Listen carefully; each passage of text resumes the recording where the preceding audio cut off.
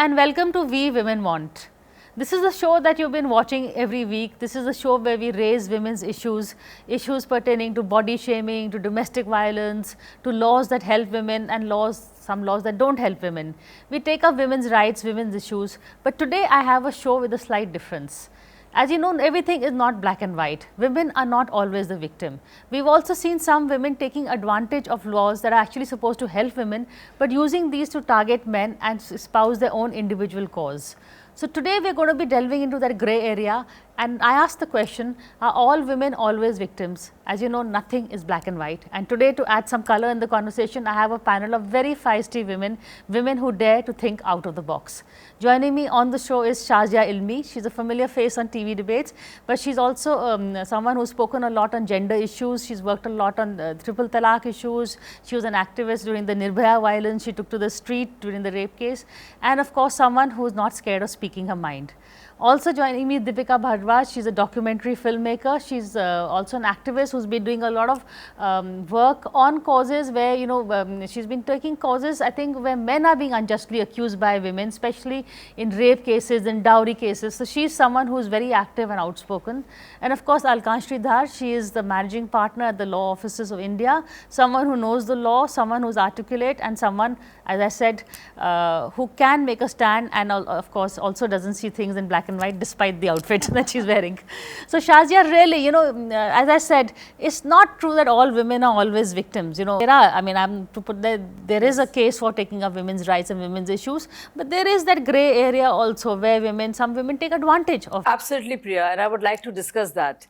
I grew up in Kanpur, in a neighborhood, Chamanganj, where women were the lesser mortals. There was actually a difference in terms of the education they could get or the access they had, and in terms of the social status. Women were, so to speak, the sole desire was to find a husband, let's say, and keep a family, and yes, to reproduce, cook well. That was the mark of womanhood, and that's what it spelled. That's what it was all about. But going further in my journey, as an activist, as a journalist, as a television news anchor, as a politician, as somebody who interacts with men and women and all genders, because some people will take to it, I'm realizing this whole identity of being a woman, or being having an identity based on gender, religion, caste, region, can actually be a huge disabler and takes away from the very purpose of equity.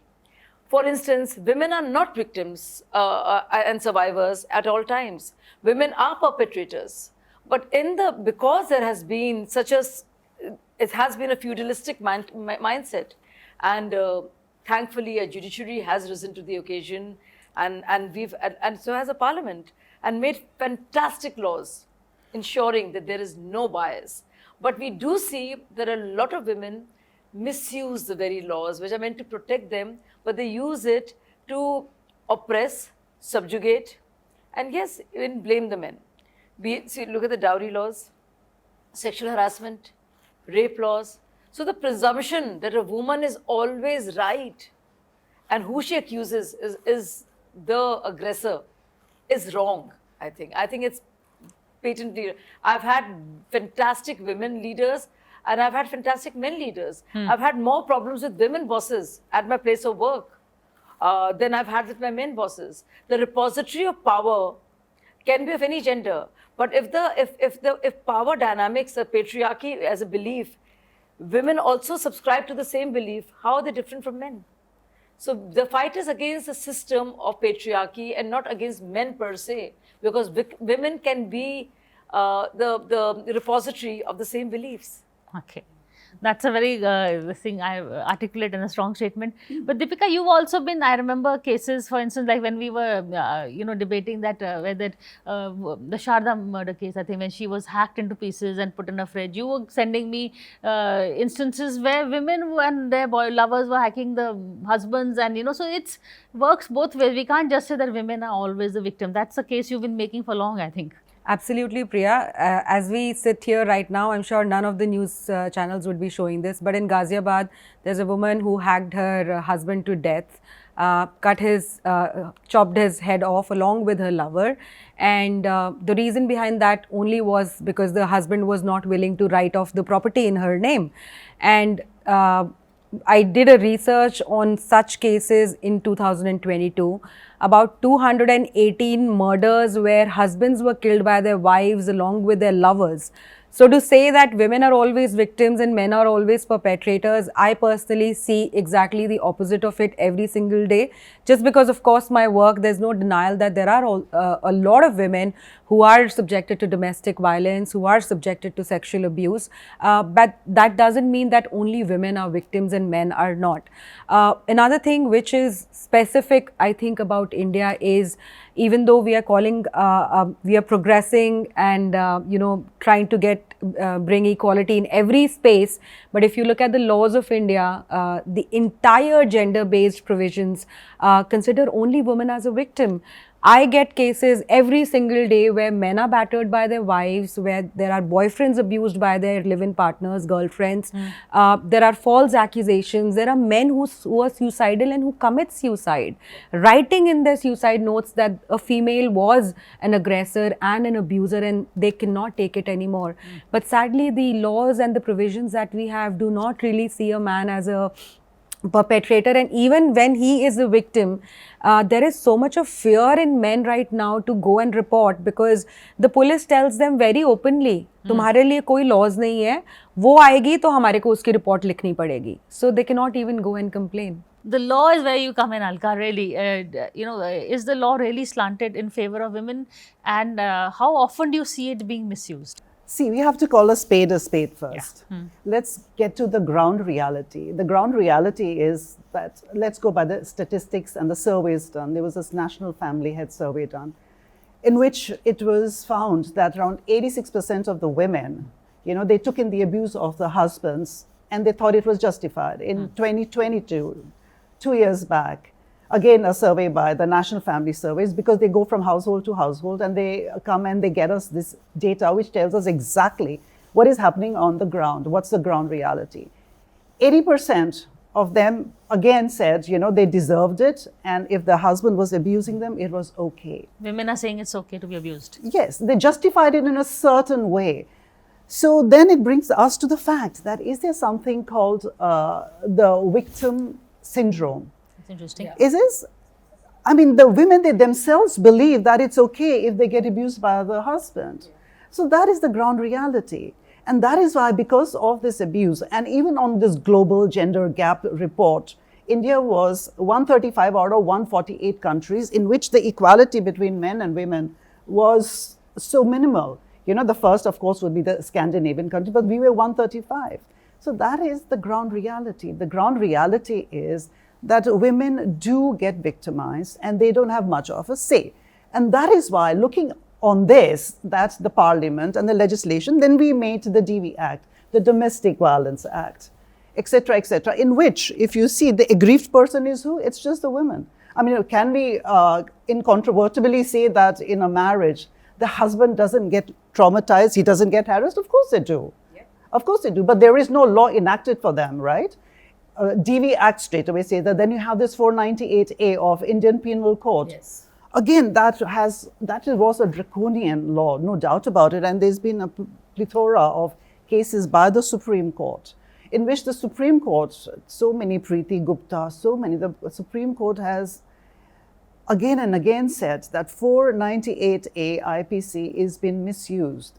And yes, it has been misused. It has been. In fact, there was another case in which a PIL was filed in the Supreme Court by one Sushil Kumar, in which he went to the Supreme Court saying that 498A should be held as unconstitutional and to be held down. But then again, the Supreme Court said, just because it's been misused in some of the cases, that doesn't mean that it needs to be struck down. But the point is, the fact reality is that 490A, yes, again, was misused. Okay. I know as a lawyer that it was. I just want to come in and just add to, Priya, if you allow me.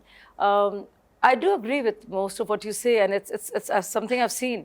I remember my cousin sister, actually saying it, and she got married at a very young age, so much so that I wanted to report it I was 16, she was about 17, they were getting her married off to somebody far away, and I actually called up the cops being young, and I say, this is wrong, because I read below 18 is not, but nobody, the cops also laughed at me, आप बेटा कितने साल के हो? मैंने कहा मैं अभी स्कूल जाती हूँ और मैं 16 साल की हूँ, 17, whatever, and he says, अपने मम्मी पापा से बात करो. So of course I was displeased. But that girl later on when I met her, my cousin, can't name her, I asked her, why did you get married? Why didn't you say anything? And how does your husband treat you?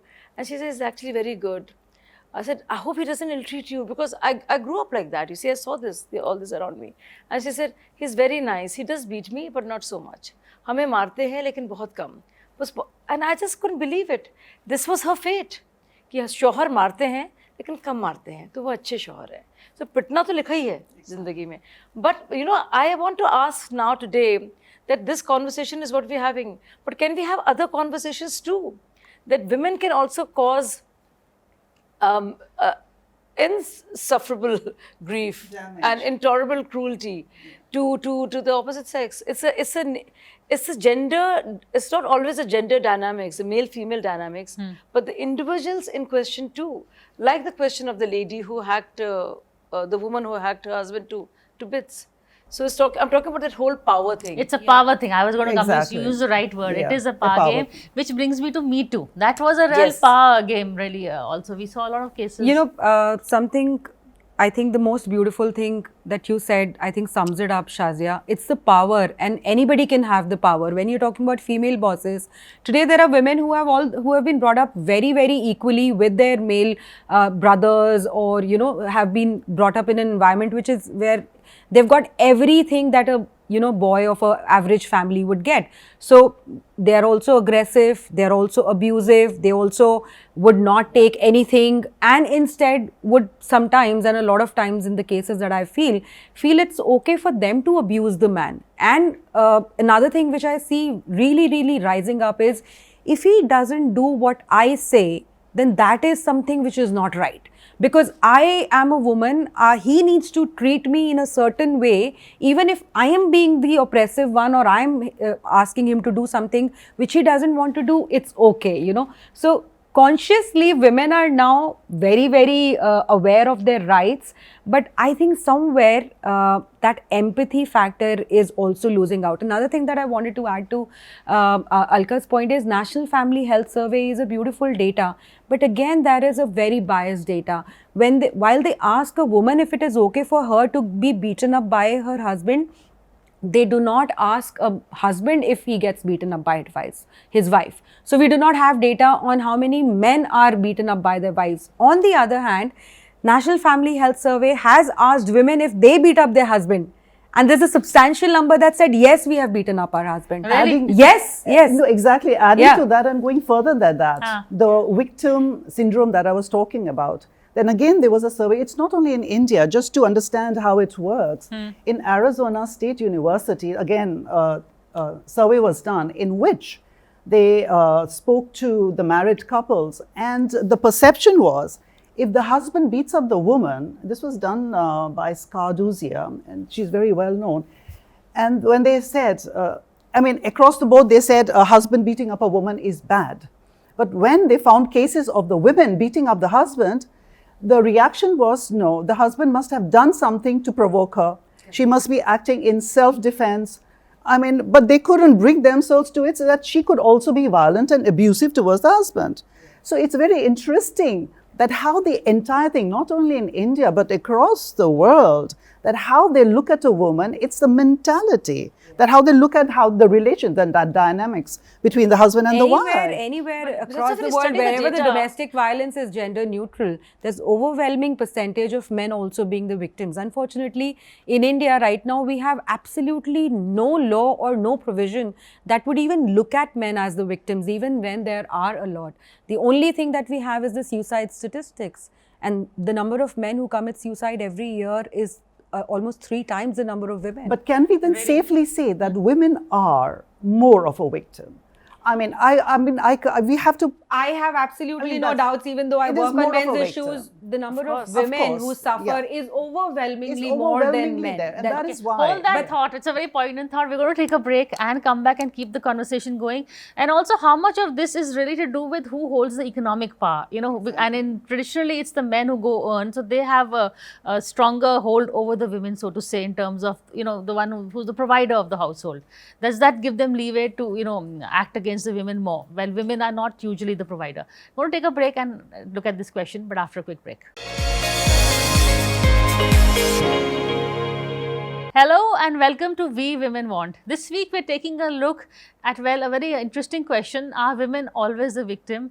And is it because, their conditions, there are other factors that one takes into account, like economic issues, like social issues, or, if there is a loophole where the women gets the upper hand, does she then turn into a predator? It's also, Shaja, you will know a lot about the social issues. Women are brought up in a certain way it's a patriarchal society to treat Yes. the men as Swami. While the Marxists would have us believe that there is an economic basis to everything, and that decides everything. power. But exactly. But in terms of social conditioning and the way our societies are structured, there is one, not just the victimhood syndrome, but the fact of the matter is that almost every domestic helper that I've had in Mumbai when I was staying there and here is earning the money. She is going out there and actually providing for the young ones. Invariably, she has a husband who has an alcohol problem. So while she is also the economic provider, but she's also a victim of abuse. She's also a survivor because she's taken it all and has become the provider. But the social conditioning is such that she still need to have the husband by her side. Bhaiya kuch bhi ho, pati to pati hai. So that we can't go away from that. But also, let me tell you, in the offices, the various offices that I've been to, I was a topper from a film school, a prominent one. And I know that one was totally judged by the way one looked. And there were men who would look at you in a certain way and not expect anything serious from you, but you had to fight your way. But there were equal number of women who took advantage of the fact that they were women and that a male boss had a glad eye for them and used it to get ahead. So it just muddied the waters for other women who wanted to use their intellectual faculties or mental abilities to get ahead and not being a woman or a body. And it also took away a lot from other men whose only fault was that they were not women. So while I call out, while Me Too movement, and I'm all for it, to calling out of such men, because this is a global movement against sexual abuse, I think we must also call out those women who use this to their advantage, because of them, there are other women who suffer because they're not available in their space. They don't want to play the woman card in office because, that's not what offices are for, who want to be colleagues and partners and collaborators and equals and fellow journalists and fellow anchors and not women, you see. So that also is held against them. Okay. So I think we should call out some of those women too, who take advantage of this. Women against women is a whole new equation. I don't think it's a women against women thing. Just like good men should be against bad men who do wrong to women, good women should be absolutely against bad women who do wrong to men. I think that's what makes a healthy society. Anybody can be wrong, man or a woman. The important thing is to stand up against the perpetrator, whoever it is. And another thing that I wanted to bring when we are talking about power, Priya, is socially there's no doubt absolutely whether it's economical or it's social, the power is of course held by men. But what's happened of late is because of the laws that we have and because of the belief system especially that we need to really do something for women, we've sort of come to a point where whatever woman says, at least, when she's going out and making an allegation, it's like whatever the woman says is to be treated as gospel truth. That is something which is extremely problematic. Just 2 days back, there's a guy who's suffering a third stage blood cancer in Lucknow. I highlighted that case. That man had just come out of chemotherapy and he has fallen out with a friend of his who they had been friends for a long time. She's accused him of molestation and absolutely false charges. And while his family is right now dealing with the trauma of a blood cancer, they have to now fight a molestation case. Right now, I am investigating and bringing out cases from across India where there's one woman who has gone on filing multiple rape cases, 7 rape cases, 8 rape cases, 9 rape cases, saying this guy promised marriage to me and then raped me on false promise of marriage.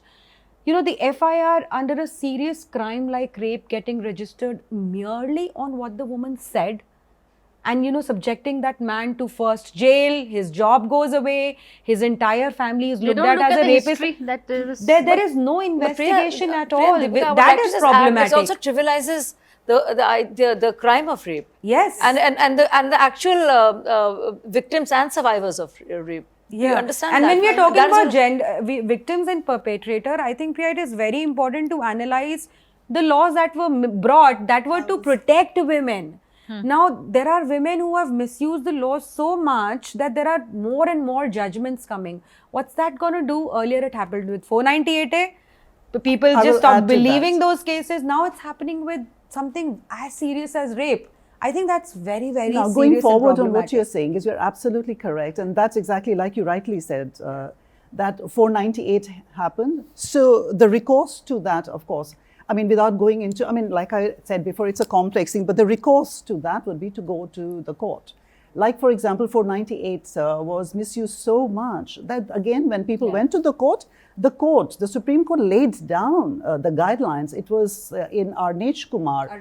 Yeah, exactly. The Supreme Court says that you can't, because earlier, under 498A, the husband and the relatives would get arrested straight away. But in that case, the court said, no, you can't. You have to follow Section 41, etc., etc. So the recourse is there. So, and the judiciary is the recourse that we have to go to, but that shouldn't take away from the fact. But why not at the police station level itself? If a woman has filed 7 cases against 7 different men on the same excuse.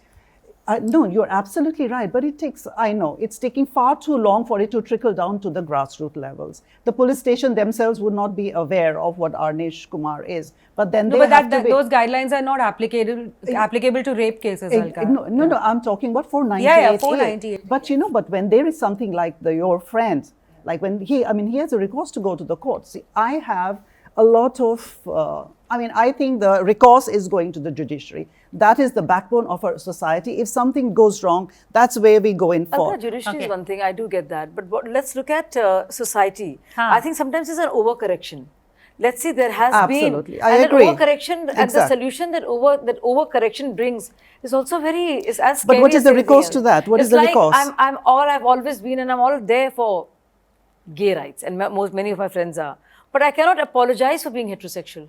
That's true. We've reached a level of wokeness and political correctness that, I'm sorry, but I am heterosexual. But that again proves my point. I can't be shamed. But Shahjia, but that proves the point. Every man can't be shamed for being a man. But that proves my point. You're absolutely right. Yeah. They can go to the judiciary. But you know what's happening? Again, for when I go and meet the as senior police officers as possible at the IG level, DGP level, what they say is, the laws are like that. What should we do? There's nothing for the man. We have to do everything for the woman. Exactly. That is something which is problematic. But see, again, for 377 now, the recourse was where? It's the Supreme Court. So ultimately, it is the court. Okay, just moving on from the courts, I just want to go on the social level I wanted to get conversation. On the social part. Like the hijab, wearing hijab. People are saying it's a matter of choice. Some women also want to wear a hijab. Would you agree that? No, I don't. See, I come from a family where my mother wore a burqa. My khalas, my muanis, my chachis, we call them chachis, just different way of, and they all wore burqas. So for a young girl who's 13 or 14, when she sees all the women in her household wearing burqas, and when she knows that if she were to defy it, she doesn't have a chance, she would be called a bad girl, and if her parents were to allow, they would have to suffer social ridicule and boycott and ostracism. It is not a choice. So I don't think a burqa is ever, and I think these are pro-choice and all of those, they're very cool words, the semantics, lovely tags that have been there. And also they use politically. And I really feel there's some areas like these where the politics should not enter. If a rape is a rape is a rape. It does not matter if the rape happens in a state which is BJP ruled or Congress ruled. But I'm just saying that everything becomes a politicization. So because hijab, and if I were to talk about it, it becomes about which party is saying it and why. But some things are beyond that. All I'm saying is issues such as this, crimes against women, they're at the core of our being as a society.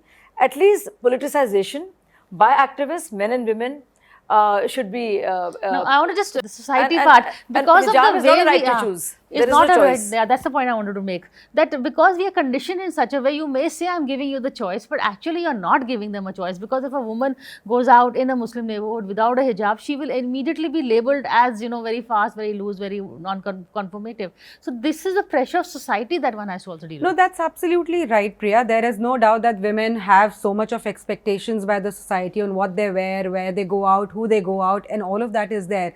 But let me also say that, it's not necessary that traditionalism is always evil, or, modernism or westernization is always good. I think as women, we have to make a choice, in fact, make a wiser choice on what is it that is right and what is it that is wrong.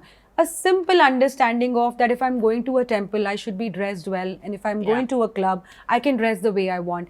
If somebody is asking you to go to a temple or any religious place in a decent attire, I don't think that is oppression. Deepika, I would You like know? to go beyond that. I agree Yeah, with it. So yeah. good point. So the choices are not a burqa or a bikini.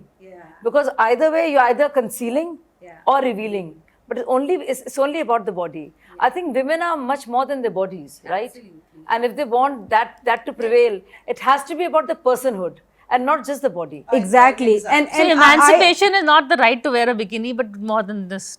Emancipation is when a woman has Yeah. the right to choose whatever she wants to wear, be it a bikini or a burqa. And another It's ultimately, yeah. that's but what keep in mind Another thing where that I you're really going. want to say is, I think this whole victim narrative, or saying that women have been oppressed for centuries, eventually needs to go. If you're talking about equality, you have to talk about taking equal rights and equal responsibilities. You cannot just act as victim at your convenience. I personally really I believe agree that. with that. On that note, small yeah, point. quickly. Small point. So I don't agree with some of the social this thing. So like overcorrection is always a problem for me, like what we're seeing now. Similarly, it's a small point I want to make. Similarly, when they came out with, when you want to shame men who eve tease, or eve tease is just a term that has been used, it's a Victorian term.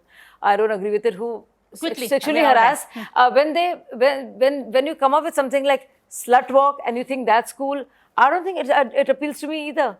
So that is not the answer. Very that's the point true, I was trying to very make. true, very But true. on that note, thank you all for this conversation. At least we are opening, looking at things from a different point of view, which is what this show is all about. As I said earlier, everything is not just one conformity. There are loopholes, there are people who take advantage, some people who are victims. But at the end of the day, let's look at the whole picture to get actually what is happening, the ground reality on the ground. Thank you all for this Thank you, conversation. Priya. Thank you.